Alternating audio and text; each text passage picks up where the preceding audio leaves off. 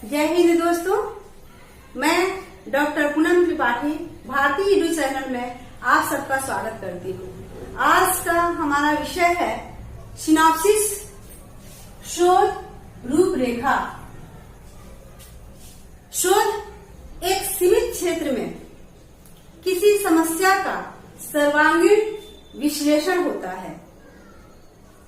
समस्या अर्थात हमें टॉपिक शीर्षक मिल जाने के बाद हम संबंधित क्षेत्र से डाटा कलेक्शन कर उसका गहन अध्ययन, चिंतन, मनन कर उद्देश्य को आधार बनाकर क्रमबद्ध, व्यवस्थित, वैज्ञानिक तरीके से उसे प्राप्त करते हैं।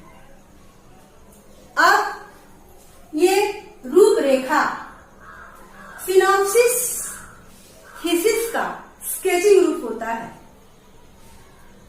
जितनी अच्छी स्केचिंग उतनी अच्छी तस्वीर, जितनी अच्छी सिनॉप्सिस उतनी अच्छी थीसिस।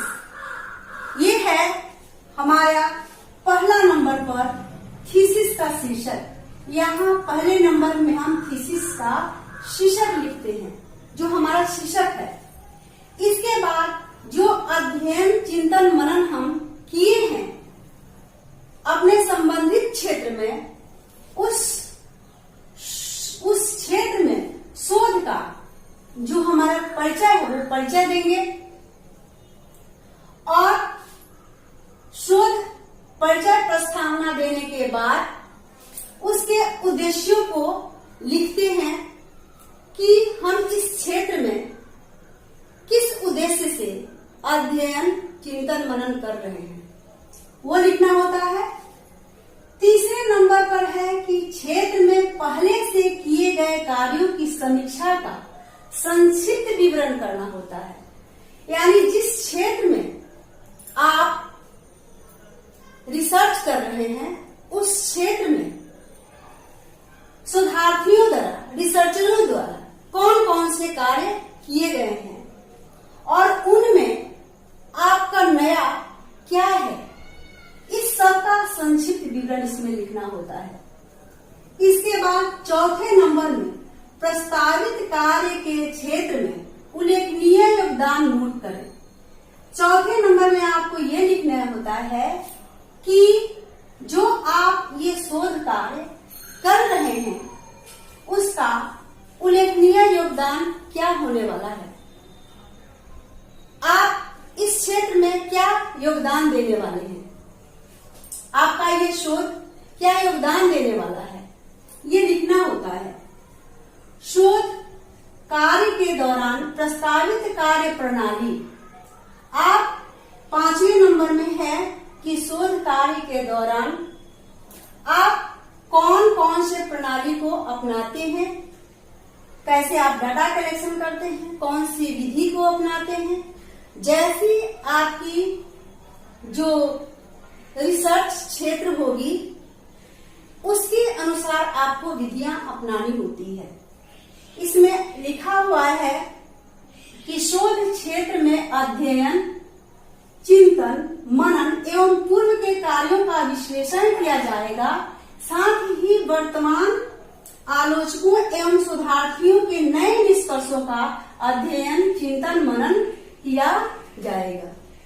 ये है आप कौन से विधि को अपनाएंगे, उन विधियों को शोध के अनुसार आप कौन विधि अपनाने वाले हैं, उन विधि को आप यहाँ पर नोट करेंगे कौन कौन सी विधि अपना रहे हैं आप इसमें। और शोध प्रबंध जो आपका है, शोध शीर्षक है, उसके ये शोध शीर्षक के अनुसार आप अध्यायों को 5 या 7 अध्याय में बांट सकते हैं। इसके बाद परिशिष्ट में आप आधार ग्रंथ सूची लिखेंगे, सहायक ग्रंथ सूची लिखेंगे, जो जिसका आप आधार लेने वाले हैं, जिसको आप अध्ययन, मनन, चिंतन करने हैं, जिस शोध ग्रंथों का उनका लिखना है। जिन पत्र पत्रिकाओं का अध्ययन आप करने वाले हैं या इनके दौरान आप किए हैं उसको लिखेंगे। इसके बाद प्रस्तावित कार्य का अपेक्षित परिणाम।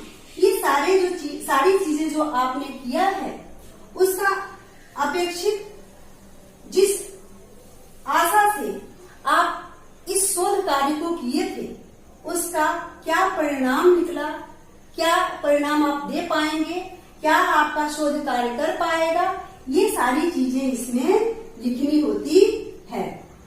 मानक ग्रंथ के रूप में सूची।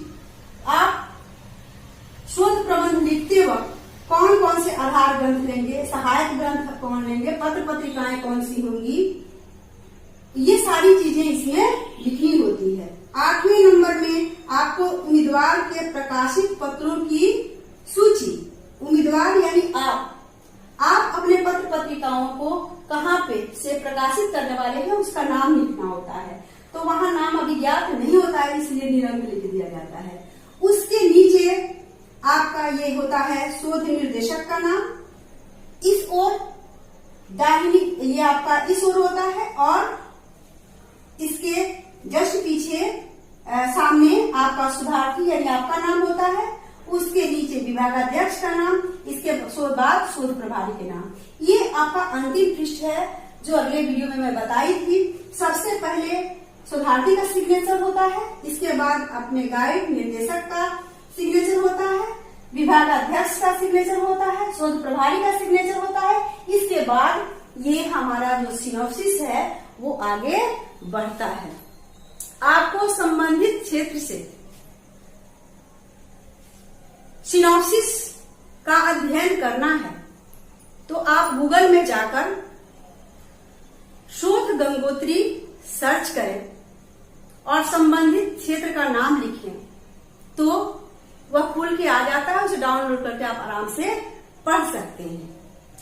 तब तक हम अगले वीडियो में आपसे मिलने वाले हैं नए टॉपिक के साथ। आप हमारे चैनल को लाइक करें, सब्सक्राइब करें। मिलते हैं अगले वीडियो में। जय हिंद।